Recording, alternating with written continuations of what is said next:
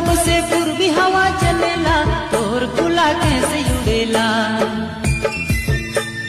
पूरब से पूर्वी हवा चलेला तोर खुला कैसे उड़ेला। हाय रे लुहुर लुहुर साड़ी